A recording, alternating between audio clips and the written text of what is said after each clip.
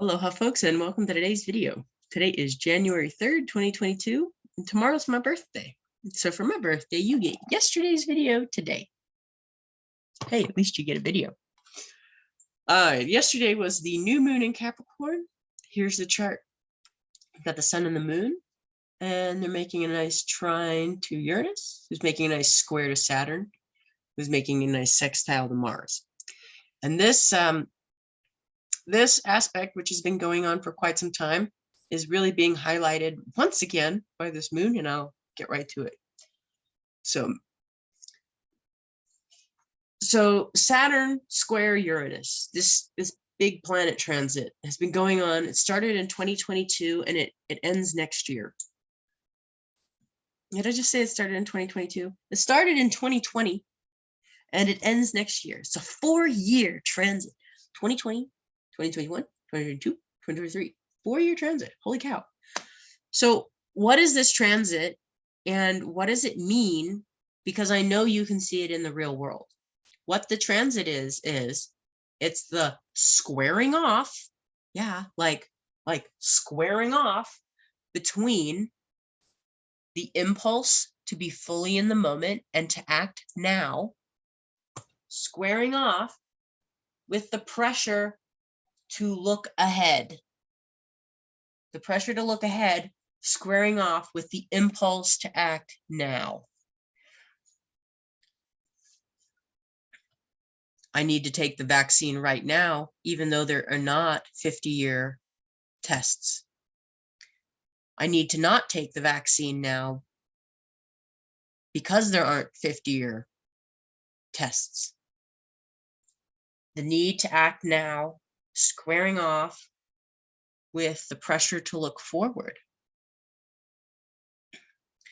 The need to open business to have money for bills now versus the pressure to quarantine.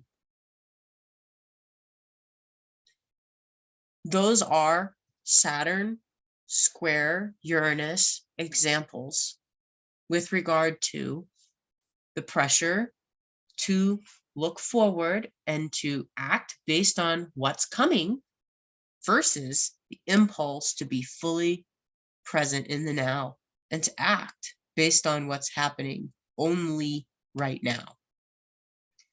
Those are really big impulses.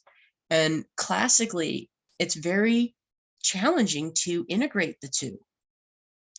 Oftentimes, what will work right now is not the answer that would work best for future. Hindsight is 20/20, as they say. And how do we get that vision before it happens? You know, that's not a question I'm here to answer.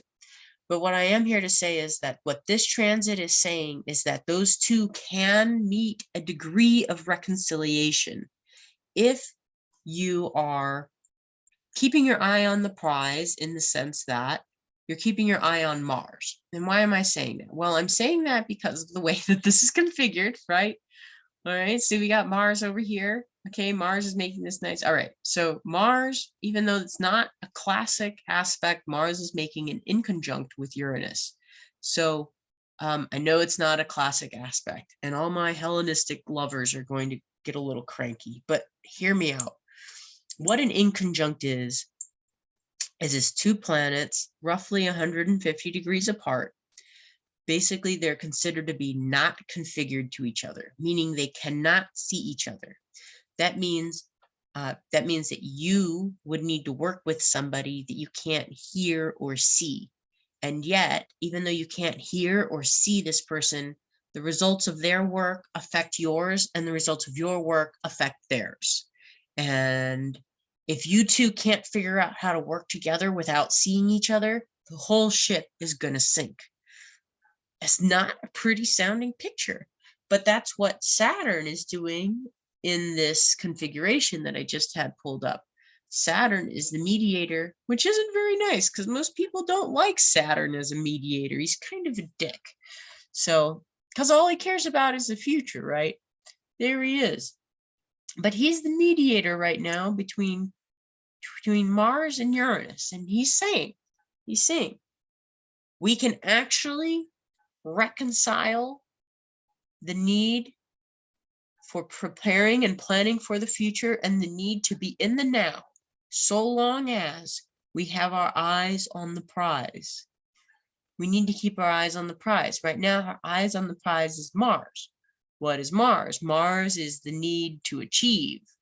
Mars is where you will feel, wherever Mars is in your planet, that's where you feel the pressure to achieve. You feel the need and the drive to go after things. So the question is, what do you want? That's not a question that I can answer for you. I can spend hours looking at your chart, and you still have to answer that question on your own. What do you want? Because it isn't until you know the answer to that question that you can even reconcile your actions. Because if you don't know what you want, then how is it that what you're doing is even going to help you get it? So why is the sun and moon in Capricorn right now? Why is the sun and moon in Capricorn specifically to light up these transits the way that they are? Well, it's because you need to learn how to be your own devil's advocate. And that's what this cycle is all about. Can you be your own devil's advocate to make sure that the things that you're trying to achieve are really worthy of your effort? And are you doing the things every day necessary to achieve that which you want? Are you finding a balance between your actions helping you right now and helping you for tomorrow?